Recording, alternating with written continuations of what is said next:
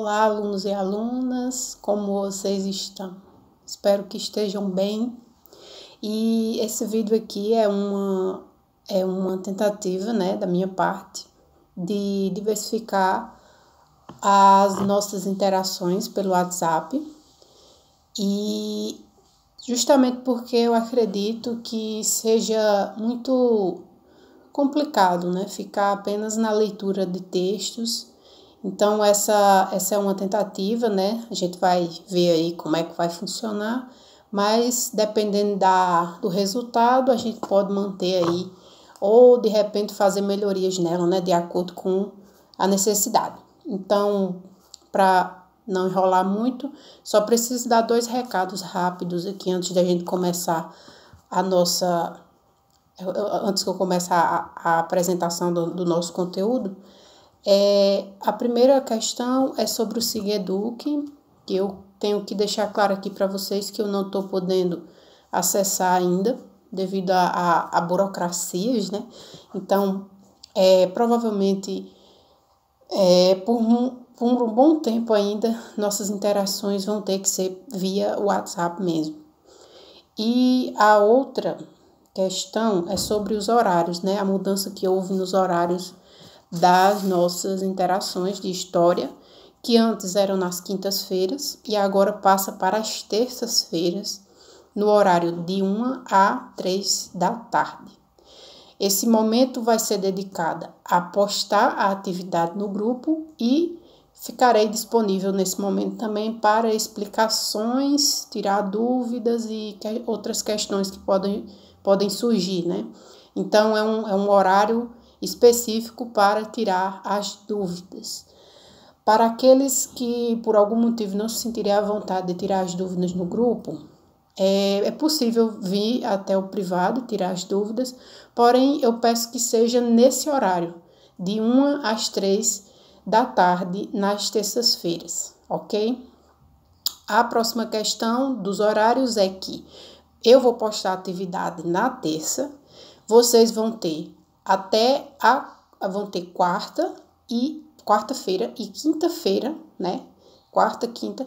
Na quinta-feira, pela manhã, vocês vão me entregar a atividade. Então, não vai ser como estava sendo essas últimas atividades que eram postadas, vocês entregavam no mesmo dia, né? Geralmente estava sendo assim. Vocês vão ter um dia aí, pelo menos, de prazo para fazer a atividade e me entregar na quinta-feira, no período das 7 às 9 horas. Então, eu espero de vocês esse comprometimento, né, de tirar as dúvidas na terça-feira e entregar a atividade na quinta-feira. Eu indicaria para aqueles que possam ter alguma dificuldade, né, com a questão do horário, como é pela manhã, né, de 7 às 9, talvez exista uma dificuldade de vocês. Muitos podem ter até dormindo nesse horário, né? Então, para quem tiver essa dificuldade, eu indicaria colocar um alarme no celular para lembrar, né? Fazer o lembrete do horário de entregar a atividade. Bom, nossas atividades vão continuar a ser nessa base, né? Eu passo a atividade, vocês escrevem a atividade no caderno, tiram uma foto e me enviam. Então, eram só esses 2 recados que eu tinha para vocês antes de a gente começar aqui o nosso conteúdo. O conteúdo da semana, ele é uma espécie de continuação e fechamento do conteúdo da semana passada, que foi Primeira Guerra Mundial. Vocês viram na semana passada o início, né, os motivos que levaram à Primeira Guerra e um pouco sobre o conflito em si, né? Como é que foi travado esse conflito, as principais tecnologias que foram usadas, a situação dos combatentes nas trincheiras, todas essas questões foram vistas semana passada. Essa semana nós vamos tratar sobre as consequências da Primeira Guerra Mundial ou o mundo depois da Primeira Guerra Mundial, né? Essas consequências, elas são de 3 ordens principais. O campo político, o campo econômico e o campo cultural ou social, né? Cultural e social, né? Os 2 estão interligados, né? Então, basicamente, nós vamos nos ater a esses 3 pontos principais. Então, a primeira questão a se tratar, antes de mais nada, sobre o fim da Primeira Guerra, é a mortalidade que a guerra trouxe em uma escala nunca antes vista na humanidade. A Primeira Guerra, como nós vimos lá no texto anterior, ela foi a primeira guerra, como eu posso dizer, industrial, né? Nível industrial. Por quê? Depois da Segunda Revolução Industrial, né? Vários elementos foram incorporados à produção armamentista, né?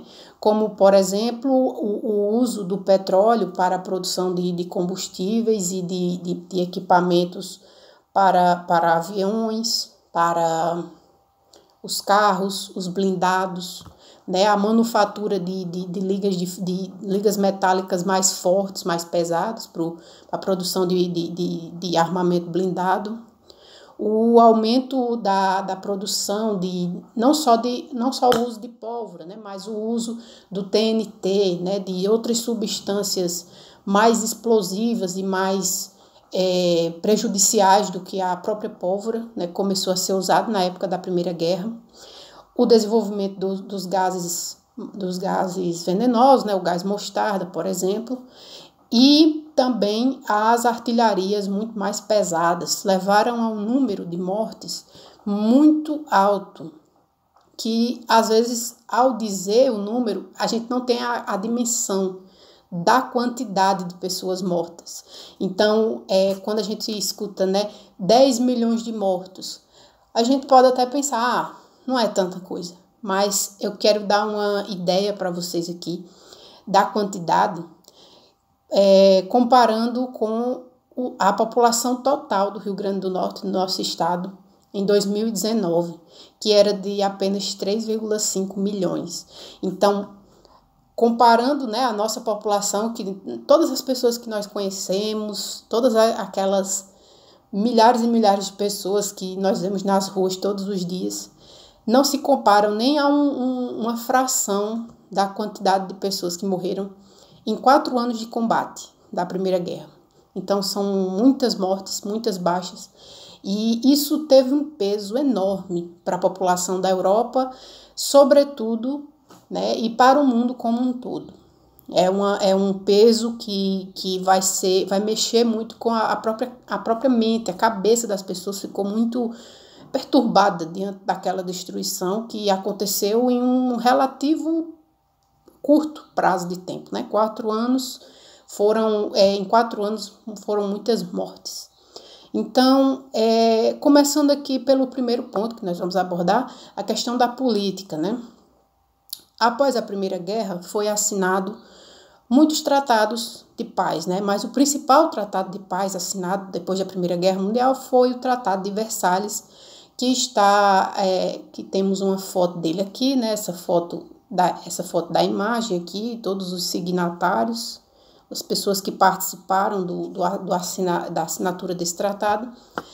E esse tratado ele foi realmente uma questão muito complicada para a Alemanha depois do fim da Primeira Guerra. A Alemanha, apesar de não ter sido a única, né, o único dos países que perderam a batalha, perderam a guerra, ela foi considerada como se fosse quase a única e grande culpada do conflito. É interessante perceber isso, né, porque apesar de a Alemanha, teoricamente, né, naquele contexto que nós vimos na aula passada, ter apenas ido ao auxílio do Império Austro-Húngaro na questão da Sérvia, ela foi culpada porque ela justamente foi a responsável pela escalada do conflito para um conflito realmente europeu, né? Se a Alemanha não tivesse, né, aproveitado a questão sérvia, né, com a Áustria-Hungria, para tornar a guerra numa escala industrial, não teríamos tido um conflito mundial como foi a Primeira Guerra. Então a Alemanha foi realmente colocada como a grande vilã e a grande perdedora da Primeira Guerra Mundial, apesar de que alguns dos chefes de Estado da época achassem que isso não deveria ter sido feito. Um deles foi o presidente americano Woodrow Wilson. Ele tinha a ideia de que era muito perigoso culpabilizar apenas a Alemanha pelos danos sofridos na guerra. E se nós analisarmos, quando nós analisarmos a história, né, nós não temos, nós no futuro temos como analisar o passado, vendo, né, o conjunto das coisas. O Woodrow Wilson realmente estava certo, né? Culpabilizar apenas a Alemanha e colocar todo o peso sobre ela vai ter uma consequência muito forte no futuro, que é justamente a Segunda Guerra Mundial. Para muitas pessoas, o Woodrow Wilson, que está representado aqui nessa charge, né? Ele seria um idealista, né? Então, para muitas pessoas, as ideias de Woodrow Wilson sobre a Alemanha e sobre essa necessidade de evitar um novo conflito mundial foram tidas como piada, né? Foram colocadas como se fosse uma coisa impossível, porque foram muitos países prejudicados, e a França, especialmente, ela teve as maiores baixas, tanto em termos de soldados, quanto principalmente em termos de questões econômicas, e seu país em si foi arrasado, porque as maiores batalhas da Primeira Guerra Mundial foram travadas em solo francês. Então, a França, ela se colocou como o grande carrasco da Alemanha. Como a gente pode observar justamente aqui nessa charge, que está ali escrito em inglês, né, que o povo da Alemanha deve pagar. Deixa eu pegar só aqui.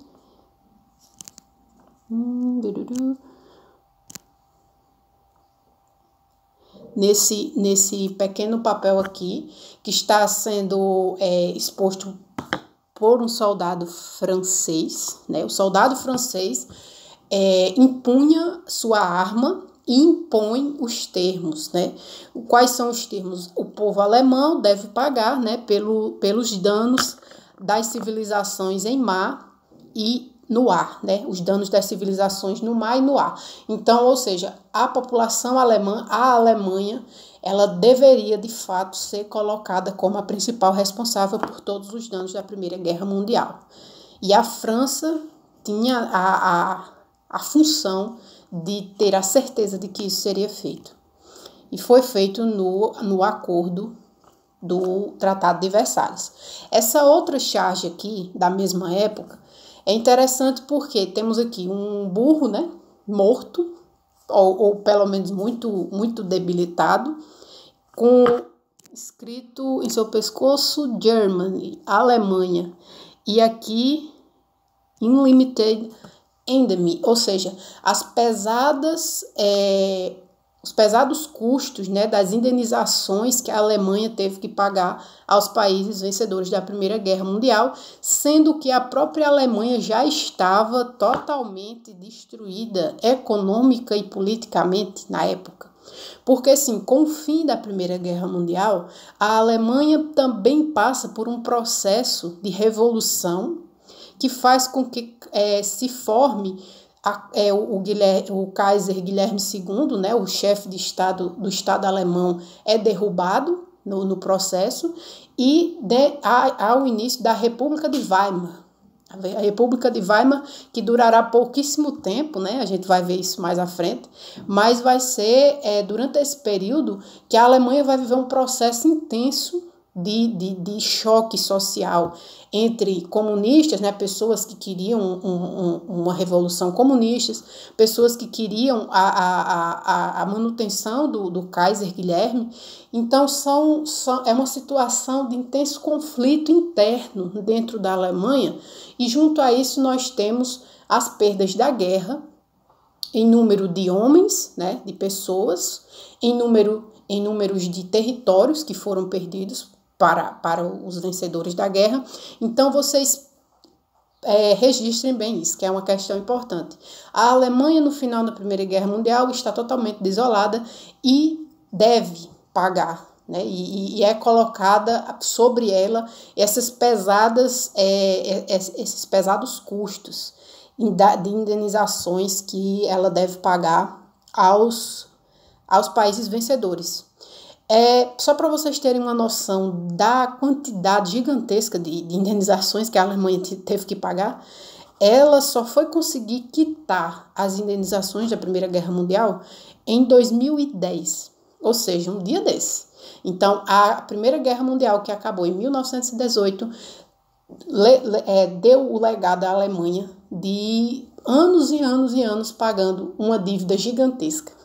Inclusive, é interessante pensar que eles pagaram em 2010 a da Primeira Guerra Mundial e aí tiveram que começar a pagar da Segunda Guerra Mundial, ou seja, a Alemanha, depois desse período, passou aí por um grande período de pagamento de dívidas históricas, né? É por isso, inclusive, que hoje em dia essas questões de guerra, né? O próprio nazismo na Alemanha, que a gente vai ver depois, ele é tão rechaçado, né? O povo alemão, eles entendem que foi a pior escolha possível que eles podiam ter feito, porque tanto a Primeira quanto a Segunda Guerra Mundial custaram muito dinheiro à Alemanha, muito dinheiro. Então, é interessante que a dívida paga, ela só terminou de ser paga aí já no século XXI.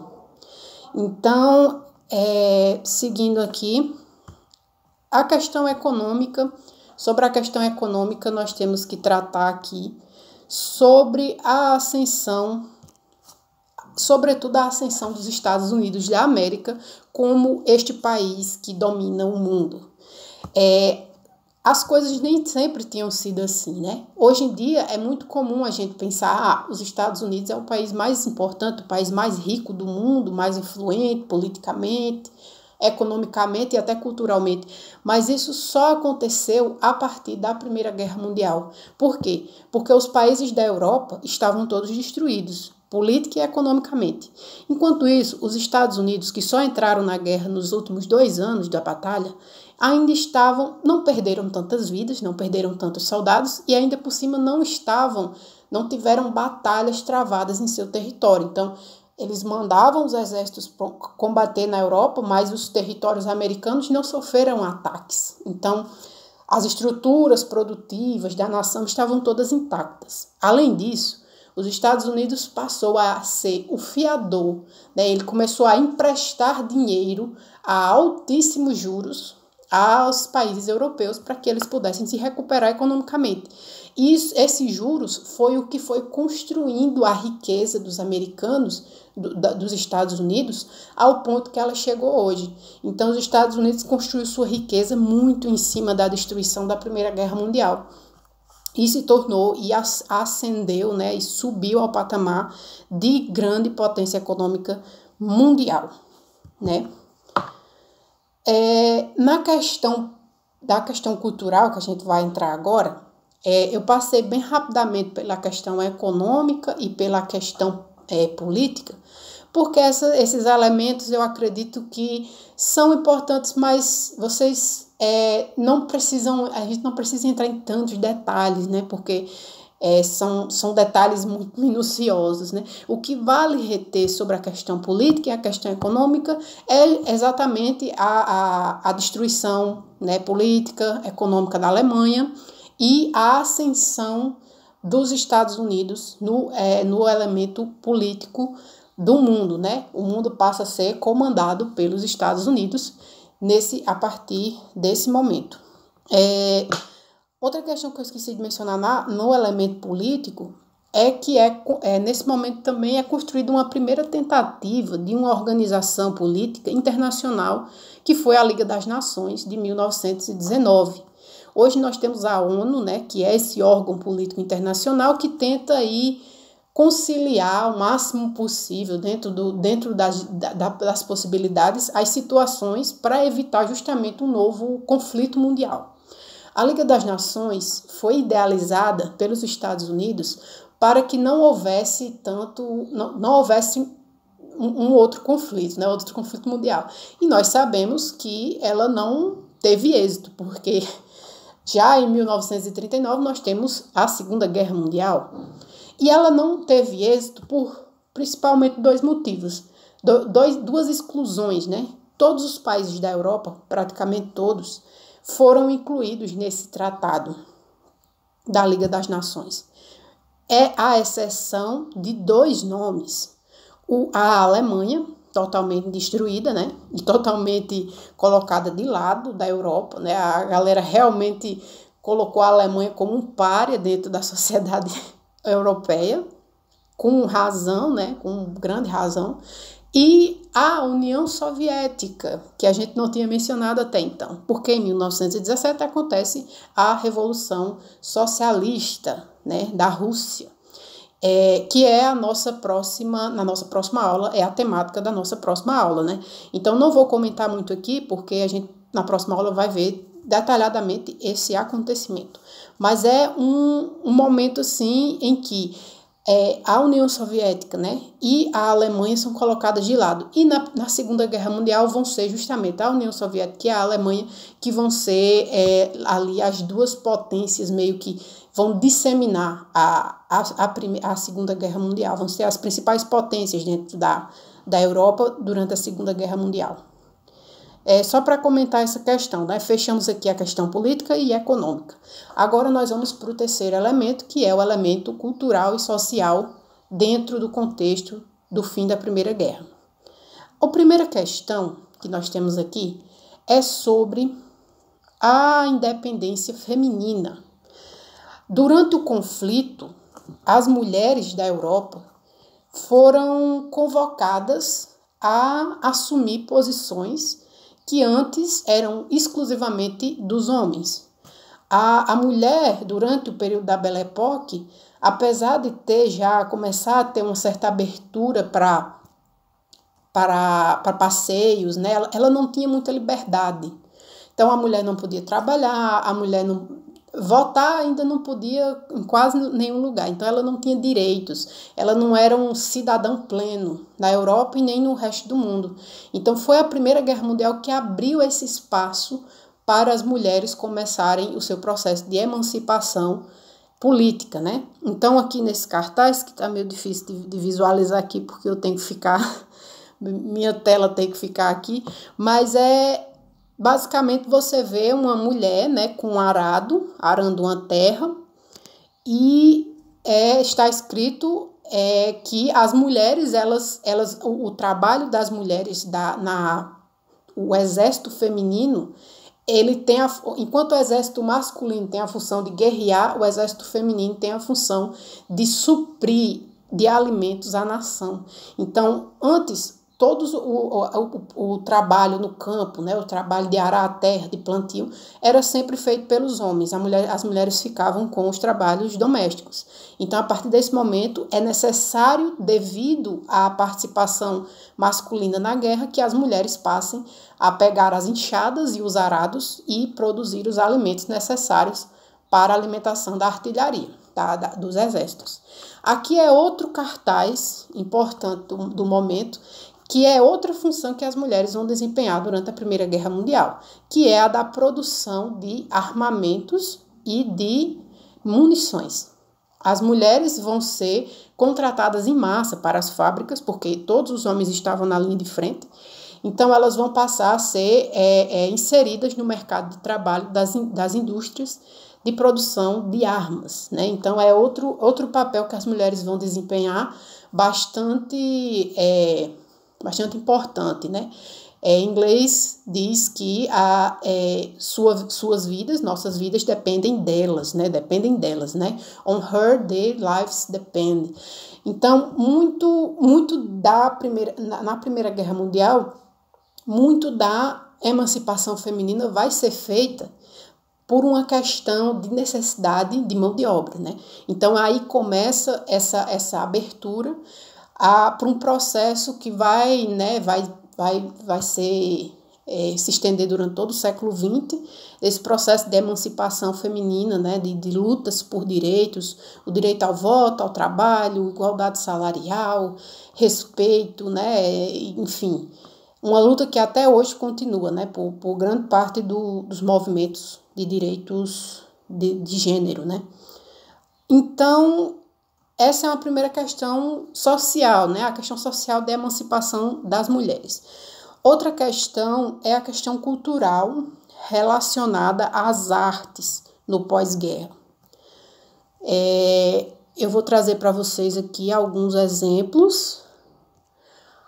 O primeiro mais marcante exemplo de arte no pós-guerra, a arte pós-Primeira Guerra Mundial, é essa escultura do Marcel Duchamp. O Duchamp, ele foi um artista muito conhecido do pós-guerra, né? E a arte dele é uma arte que ela quebra com todos os paradigmas da beleza e da lógica artística que se tinha na Europa até o momento. Quando vocês olham para essa peça, né? Uma cadeira com uma roda de bicicleta em cima, a ideia que se tem é de que não faz o menor sentido, né? Não faz sentido, não é belo, não é esteticamente agradável isso, não tem função. E essa era exatamente a ideia que o Duchamp queria passar para as pessoas com essa arte, né? Quer dizer o quê? Toda a beleza clássica, toda a lógica da arte clássica não faz mais sentido, porque o mundo não faz mais sentido. O mundo do pós-guerra é o mundo da confusão, é o mundo que vê jovens com toda uma vida pela frente, matando uns aos outros em nome de ideais que nem eles mesmos entendem, né? Então, é aquela frase célebre, né? Jovens que não se conhecem e não se odeiam, se matando em nome de velhos que se conhecem, se odeiam, mas não têm coragem de se matar. Então, essa é uma frase de um combatente da Primeira Guerra, né, que expressou bem essa situação, né?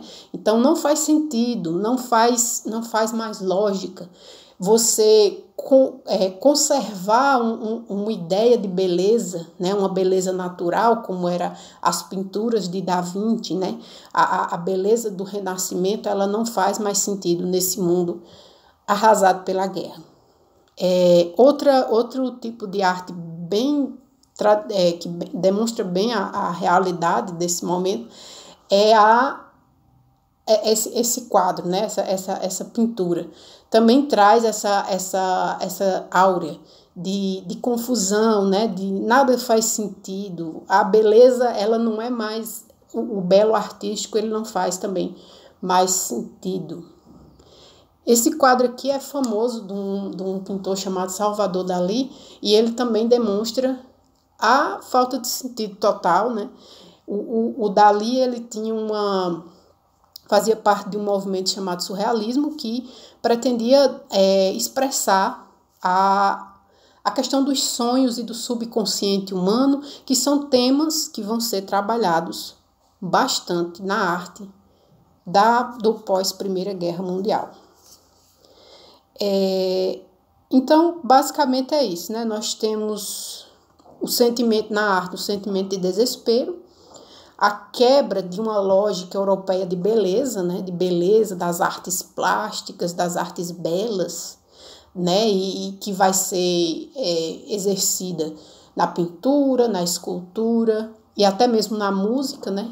Vai imperar um sentimento de desespero e de frustração diante de uma humanidade que prometia na Belle Époque, que nós vimos lá na primeira aula, que prometia, que tinha uma promessa de desenvolvimento, que tinha uma promessa de deixar para lá todas as guerras, e de uma hora para outra entrou em um dos maiores conflitos armados e um dos mais terríveis conflitos armados de todos os tempos, e que apenas alguns anos depois, em 1939, veria o segundo maior conflito armado de todos os tempos, da Segunda Guerra Mundial, com ainda mais brutalidade e ainda mais incertezas, né, que nós vamos ver daqui por diante. Então, essa aula ela teve a função basicamente da gente fechar esse assunto da Primeira Guerra.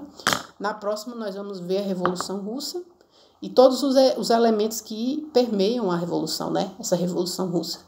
Vamos ver até que ponto quais foram os seus elementos, por que ela surgiu, o que ela tentou responder E é isso, pessoal. Até a próxima semana. Tchau, tchau.